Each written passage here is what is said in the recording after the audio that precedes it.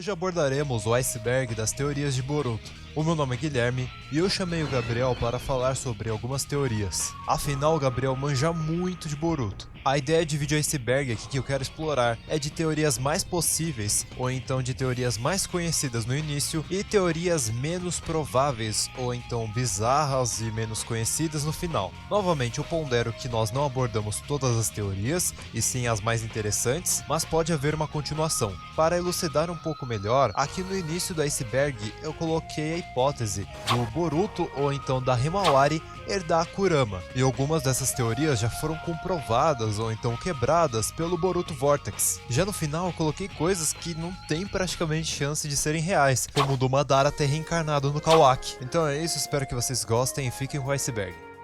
Hoje eu trouxe aqui o cara que com certeza mais entende de Boruto, que é o Gabriel. Fala aí, Gabriel. Fala, Guilherme, beleza, meu querido? Primeiramente, muito obrigado aí pelo convite de participar desse programa do seu canal. Espero que vocês que estão ouvindo e assistindo esse vídeo curtam o conteúdo e não esqueçam de deixar o like aqui embaixo, pelo amor de Kaguya. Inicialmente, por que a Sumire não estaria na ilusão? Você teria alguma hipótese, Gabriel? Então, como a gente colocou aqui na pauta, né, tem aquela hipótese do porquê o Kawaki, porque entra dentro do arquétipo de que Otsutsukis não são afetados pela onipotência e indivíduos que amam Otsutsukis também não. Essa é uma teoria que divide muito opiniões porque é um Battle Shonen, né? As pessoas querem ver luta.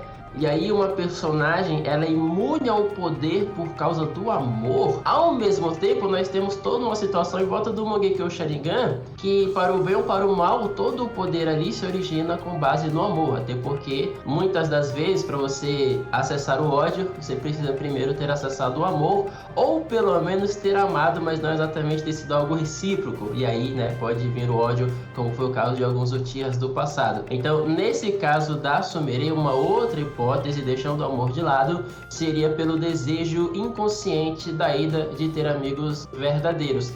Só que talvez ainda seja cedo, mas parece até mesmo um paradoxo. Ela utilizou o poder dela para imunizar a Sumire e consequentemente a Sarada, só que no meio dessa situação ela usou um poder para imunizá-las de outro poder. Entende? Um poder que countera Exatamente. Você mesmo, né? É quase como se ela te desse um escudo para você se defender do ataque dela. Pode parecer estranho, e é até certo ponto, mas levando em consideração essas duas teorias, a teoria do amor e a teoria do desejo verdadeiro, eu diria que a menos estranha seria a do desejo verdadeiro. Até porque, em volta dessa situação de amar o Otsutsuki, o Kishimoto ele teria que começar a classificar o amor em Boruto, né? A Himawari, ela ama o Boruto, mas ela acredita que o Boruto seja o Kawaki. Ah, mas a Sarada ama no jeito romântico. Então, a partir do momento que você coloca categorias de amor, já começa a ficar um pouco mais complicado. E se for para fazer o complicado menos complicado, eu diria que seria a Eida dando escudo para que você se defenda do ataque dela. Você acha que poderia ser uma coisa bem mais simples do que a gente teoriza? Por exemplo, aquelas questões lá da âncora que a pessoa tem. Às vezes a Sumire tem uma âncora muito forte, assim como a Sarada. E então, tipo, essa âncora é tão forte que ela acabou nem entrando por algum motivo. Bom, essa teoria das âncoras, eu comecei a pensar nela especificamente no capítulo 7 que eu consegui concretizar essa teoria, porque o capítulo 7 ele é o que melhor explica a onipotência. Agora, é uma situação complicada, porque nós vamos ali ao capítulo 80 de Boruto Vortex e pegamos o momento da onipotência. Quando aquele feixe de luz aparece, e eu posso falar isso com exatidão porque eu acabei de ler o capítulo 80, né, para poder produzir o vídeo novo que saiu há poucos minutos. Nós temos ali a Sumire olhando para o céu e entendendo, alguma coisa aconteceu. E aí ela começa a jogar, né, o telefone sem fio e depois ela entra em contato com a Sarada falando: Sarada, você está em total controle da sua mente? Eu percebi que tem alguma coisa errada. Então, assim, é no estalar da ativação da onipotência que ela já percebe que tem alguma coisa errada. Honestamente, eu acho um período muito curto para ela ter uma âncora. Porque eu acho que primeiro ela teria que absorver a ideia da onipotência e depois ter algo para se prender, como foi o caso do Amado. Ele tem a sua assinatura de cientista. faz todo o sentido do mundo. Nós temos a situação do Shikamaru. Através das informações do Boruto, ele criou essa âncora. Agora, a Sumire foi um estalar de dedos. E não foi apenas a Sumire, como também a Sarada.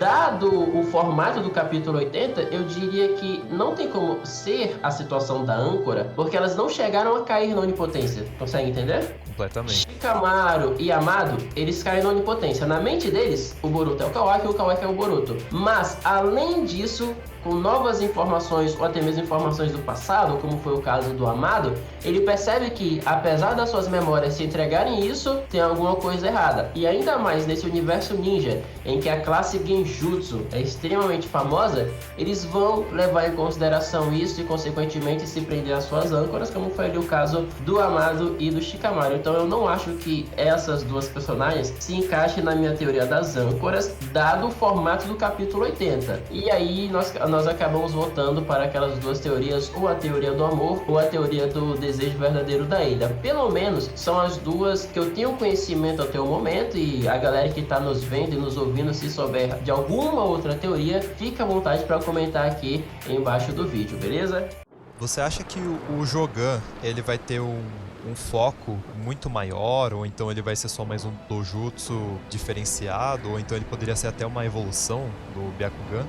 O Jogan, ele é o Coringa do momento, né? Ele é especificamente o Coringa do Ono, que é aquela carta que você decide o que quer fazer no jogo. Se você quer que seu adversário compre cartas, se você quer mudar de baralho, é o Coringa Masterpiece do termo. Porque o Jogan, ele se inicia no anime de Boruto, apesar de que ele aparece primeiro no primeiro capítulo do mangá, e muitas pessoas não sabem. Os 10 primeiros capítulos do mangá de Boruto são uma recapitulação do filme de Boruto. É basicamente o filme em formato de mangá. Só que o Kishimoto, ele queria impactar desde o primeiro capítulo, porque ele tinha ciência de que as pessoas não teriam interesse em ver uma recapitulação do filme no mangá. Se fosse o oposto, seria totalmente diferente. Mas como o filme veio antes, ele teve que agir, ele teve que pensar, e aí acabou criando o Jogan para aquela situação no mangá e, consequentemente, apareceu no anime. Cara, então, na minha opinião... Desculpa interromper. Tranquilo, pode falar. Mas eu pensei numa coisa. Eu lembro aqui, vendo seus vídeos, né, que você já viu Attack on Titan, né? Isso. E apesar do Eren, ele... ali no primeiro episódio, ele não ter, em tese, o poder ali do Titã dele, ele já teve umas visões que seriam um pouco ligadas, né, aos Titãs que ele conseguiria no futuro, né? Será que o Jogan, ele teria alguma coisa a ver com algo fora do tempo, algo que, tipo, conecta a linha do tempo e tal? Eu acho que seria mais a questão da Sarada, né, que a Sarada parece que ela tem um impacto maior, né, nessa alteração de destino, mas será que o Jogan poderia ter uma ligação também com ser algo muito mais complexo, né, do que a gente poderia acreditar? Como o Jogan, ele ainda não tem um padrão definido, na minha honesta opinião, quase qualquer teoria ao redor dele é válida. Porque nós não temos informações, não dá para saber se esse é um poder que atravessa dimensões, um poder que atravessa o tempo. Se você tem a capacidade de ver o futuro no presente para tentar mudá-lo, será que você não poderia voltar no passado para mudar o seu presente? E aí nós temos aquela situação da tartaruga que apareceu no anime. Então, assim, o Jogan, na minha opinião, ele é o Coringa. Não tem como cravar ainda, claro, nós podemos teorizar, mas eu acho que ainda não tem como cravar exatamente o que ele fará na história, mas pelo fato do Boruto ativar enquanto luta com o Kawaki, efetivamente é um dojutsu de luta, é um dojutsu que permite ao Boruto ganhar algum tipo de vantagem. Agora, qual que é a vantagem? Atributos físicos? Acredito que não, porque seria simplista demais. Talvez algo especificamente que o coloque à frente de uma batalha contra o Kawaki. E aí nós temos a pergunta do momento, né? O que faz o Jogan exatamente? Agora nos resta esperar o Kishimoto responder ela. Então vamos pro próximo tópico, que seriam sobre bijus serem mais fortes do que elas realmente se mostraram, né? Gostaria de interligar aqui com outro tópico que eu escrevi lá embaixo. Tem a biju de gelo lá na Opening 6, né? Eu sei que é algo que eles têm a famosa licença poética, né, da Isso. abertura. Mas eu acho que como a história tá muito em aberto por enquanto, será que por um acaso aquelas coisas que a gente que vê ali que não tem muita ligação poderiam se interligar no futuro? Mas eu acho que é uma hipótese muito difícil, uma teoria muito difícil de se concretizar, porque meio que o Boruto ele já tem como se fosse a Kurama dele, né? Então, eu acho que, por enquanto, não teria muito como encaixar isso no que eu acho que o foco mais é os Otsutsukis. Então, acho que seria difícil. Mas pelo fato deles buscarem o Naruto, que teria a Kurama, poderia ser algum indício que teria uma importância ali diferenciada. Claro, né, a gente já tem o que já foi apresentado, mas além disso, né, que eu gostaria de teorizar se não teria seres acima do... Quer dizer, claro que tem o Shibai, esses, mas só que eu digo em uma hierarquia um pouquinho maior, assim, dos seres que já foram apresentados, mas que estariam em guerra ainda com os Otsutsukis que nós já vimos, sabe? A questão é que em Naruto fica claro que os Otsutsuki são o topo da cadeia alimentar. Só que essa cadeia alimentar é composta ali por dois grupos, os humanos e os Otsutsukis. Então, se tivermos mais um, muda basicamente tudo. Porque se você tem um adversário poderoso o suficiente para derrotar, matar, comer os Otsutsukis, você entra numa situação onde o inimigo do meu inimigo se torna um possível amigo. Então eu não acho que o Kishimoto vai explorar isso, apesar de que uns 3 anos atrás eu falei que gostaria muito de ver isso. Mas olha só, 3 anos se passaram e ele não chegou nem perto de uma segunda raça. Ainda em volta dos Otsutsukis, ainda em volta de deuses atrelados ao clã, mas especificamente uma outra raça para bater de frente. 3 anos se passaram e infelizmente ele ainda não tocou nesse tópico, apesar de que eu gostaria. E eu reconheço que eu acho que realmente ele não vai tocar tão cedo e talvez nunca faça isso. Mas talvez um grupo, assim, que basicamente teria como se fosse a teoria que você já apresentou, acho que da Sarada e da Eida. O Mangekyo da Sarada relacionado ao Sol e o da Eida relacionado à Lua, né? E, tipo, isso seria uma coisa ali da guerra, né? Dos Otsukis, um negócio assim? Eu acho que nesse ponto específico, o Sarada e Eida é o Kishimoto brincando com o simbolismo. E ainda, né, voltando com outros grupos, essa é a questão. Digamos que eles existam. Por que eles não foram para o planeta Terra? Digamos que eles tenham uma resposta para não irem ao planeta Terra. Como saberemos que eles existem se eles não vão ao planeta Terra? Então, nesse caso, nós temos ali o passado Otsutsuki para talvez saber um pouco sobre isso, especificamente o Shibai. Porque se o Shibai fez todo aquele procedimento em busca de poder, ele queria esse poder por poder ou ele queria esse poder para enfrentar alguém específico? E aí, nesse alguém, você pensa no próprio clã ou talvez outros indivíduos, porque o clã Otsutsuki, como eu disse, ele é visto como os predadores. Eles estão no topo da cadeia, mas talvez, por que não, eles fizessem todo esse procedimento para enfrentar outros indivíduos. A parte ruim é que junto com essa pergunta já vem basicamente uma resposta, porque todos os Otsutsukis que vieram ao planeta no passado e no presente nunca sequer demonstraram uma preocupação com outros indivíduos além dos indivíduos do seu próprio clã.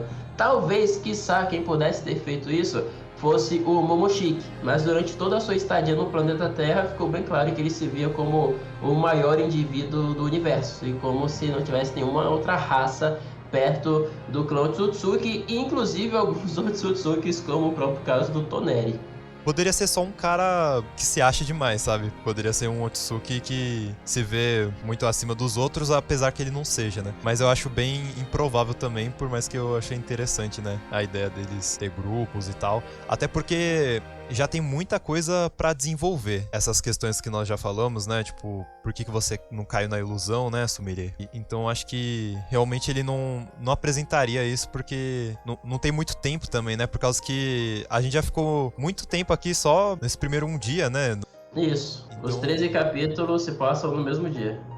Então acho que vai fazer uma coisa mais fechada, até pra... Porque quanto mais você abre o leque, mais problema você vai tendo, né? Tipo, por exemplo, por mais que eu goste, né, da ideia de viagem no tempo, se você coloca isso, você tem várias perguntas, né? Tipo, por que não utilizou antes? Ou então, por que você não usou no momento chave ali, que você realmente ia mudar as coisas? Então, eu acho mais possível, também, já falando, né, do tópico de viagem no tempo, né? Provavelmente é uma coisa mais fechada, o Kishimoto vai fazer em Boruto, né? Tipo, você tem um futuro aqui, que você vence todo mundo. Tem várias teorias, né, de viagem no tempo. Tipo, tem filme de viagem do tempo, que você volta no tempo, você muda uma coisa no passado e aquilo altera o seu presente. E agora tem outras mídias que já abordam como você criando uma ramificação na linha do tempo. Então, tipo, a sua linha do tempo não foi alterada, mas a outra linha do tempo ela foi alterada. Isso, então, você acaba criando a partir da mudança que você causa. E eu acho que assim, o mais perigoso de todos, quando você volta no tempo, e o seu eu do passado? Sim. Entendeu? Tipo, isso é uma coisa bizarra demais que muitos não tocam no tópico. Uhum. Agora indo pra outro tópico, cara, o segundo Vórtex Azul é outra coisa que também ainda tá muito em aberto. Cara, isso tá, e tipo, pode ser a coisa mais óbvia do mundo, que talvez seja... Olha só, né, eu falei óbvio, mas tem um grupo que fala que é a Himawari, tem um grupo que fala que é o Kawaki, e também tem um grupo que fala que é a Sarada. Eu acho que o segundo Vórtex Azul, ele não é tão importante quanto achamos que é, só que por ter esse título, acabou criando-se uma importância. Porque talvez é mais uma ideia de Shippuden, né, pra fazer aquele trocadilho ali com Shippuden, né, não é uma coisa assim tão... É basicamente como a gente chama aqui, né, no Brasil, a gente às vezes fala, o Boruto clássico e o Boruto Shippuden.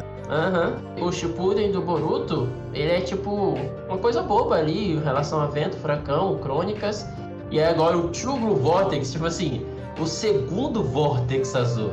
Pode ser que o segundo Vórtex seja a nomenclatura para a segunda fase de Boruto, e ninguém se ligou nisso. Mas também pode ser uma coisa gigantesca, entendeu? Algo mais simples, mas... Pode ser tipo a coisa mais simplória do mundo que o Kishimoto A gente tá nessa segunda fase, tem a temática azul do Boruto, ele tem a temática do Vortex, o Zuhiko, o Rasengan, o Espiral, etc. Boruto, segundo Vortex Azul agora, essa nova fase.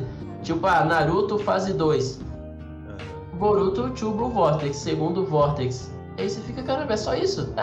Mas essa é a parte boa, né, de ser fã, você fica ali criando N teorias. O Kishimoto e tal, com certeza ele e o Kimoto, eles aprenderam muito escrevendo ali Naruto, né, o Kimoto no caso desenhando Naruto algumas vezes, e o Boruto, você acha que ele vai ter tópicos mais pesados do que a gente viu em Naruto? Ou você acha que não vai cruzar muito essa linha? Por exemplo, personagens muito importantes morrendo?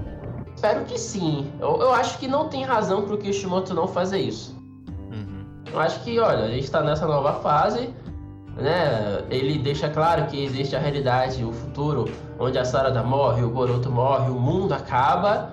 Então, assim, isso aqui é possível de acontecer, ou melhor dizendo, bem provável, né? Porque o Jura vence o Boruto em várias realidades, vence ali toda a situação de modo geral. Então, não tem porquê ele não... vou pegar mais leve agora do que foi em Naruto. Eu acho que mesmo com essa questão de acessibilidade, né, com relação a quem que é o público de Boruto? É uma pessoa nova, é uma pessoa jovem, é uma pessoa velha? Acho que isso vai ser indiferente. Acho que ele vai continuar seguindo ali o fluxo e, consequentemente, matar uma galera aí. Sim. Indo pro próximo tópico, o que o Boruto esconde debaixo da luva? Cara, a galera fica meio tiltada comigo porque eu acho que não é nada. Pode ser tipo o negócio lá, o Naruto fazia clone, aí o clone aprendia e aí aprendeu rápido. Aí a luva tem um negocinho ali que ajudou ele a aprender rápido e é só isso, né? Tipo, cara, me parece muito visual a luva, sabe? Aí, não, Gabriel, mas é especificamente no Rinnegan do Momoshiki. Concordo. Porque o Rinnegan do Momoshiki, na minha opinião, ele é datado. Aquele específico Rinnegan que vimos ali no filme, vimos no anime e mangá também. Ele é muito datado. Sim. Ele vai absorver. O Karma já faz isso. E também não é como se o Boruto fosse o tipo de ninja que vai querer ficar absorvendo as habilidades o tempo todo, entendeu? Na minha opinião, aquele Rinnegan é datado, a não ser que a partir da otsutsuficação, através dessa união, porque o Momoshiki, ele não só passou os dados dele, ele usou os dados dele para restaurar os órgãos do Boruto, foi algo extremamente íntimo. Então talvez acabe surgindo, por que não, uma evolução. Eu não ficaria surpreso. Você acha que reencarnação ela seria abordada novamente? Ou você acha que eles ficaram com o trauma de que eles fizeram ali? Eu acho que não. Acho que reencarnação já. Até certo ponto, né? A gente colocando aqui na mesa Indra e Ashura. Eu acho que aquilo ali não vai rolar. Tipo, simplesmente não vai rolar, na minha opinião, entendeu? Sim. E o.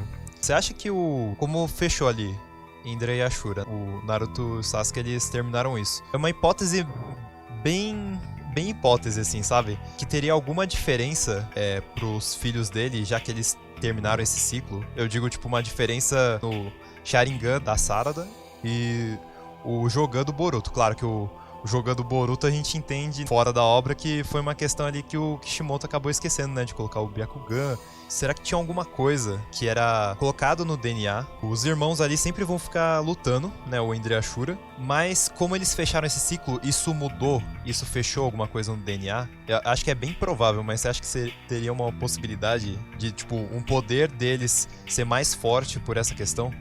Acho que não, porque o Kishimoto ele fecha ali no Shippuden, né? Digamos assim. E tipo, o Hagoromo deixa claro, né? Que ambos os irmãos agora podem descansar em paz. E é isso, porque era uma batalha de espíritos, entendeu? Como os dois espíritos descansaram, e não são eles que tornam Naruto e Sasuke poderosos, consequentemente nada é passado pra Sarada e pro Boruto. Então acho que ali foi fechadinho e não vai ter nada disso. Nada diretamente disso no Next Generation, que agora é Two Blue Vortex. Acho que aqui deu pra falar um pouco das teorias. Muito obrigado por ter participado aqui do vídeo e tal. Eu que agradeço pelo convite, meu querido. Tamo junto. E teria alguma teoria, alguma coisa que você gostaria aqui de citar no final? Cara, eu tenho uma teoria com relação aos 10 futuros vistos pelo Kajin Koji que eu soltei hoje um pouco mais cedo, antes de gravarmos aqui esse vídeo. Então, pra quem tá vendo esse vídeo aqui até agora, primeiramente deixem o like que ajuda pra caramba, e depois dê uma colada lá no canal Gabriel Play pra quem não conhece. Uma teoria sobre o Kajin Koji ter visto o Sasuke matando o Boruto. É isso. Caramba, muito bom. Então, suas redes sociais vão estar aí na descrição. Muito obrigado por quem assistiu até aqui e valeu!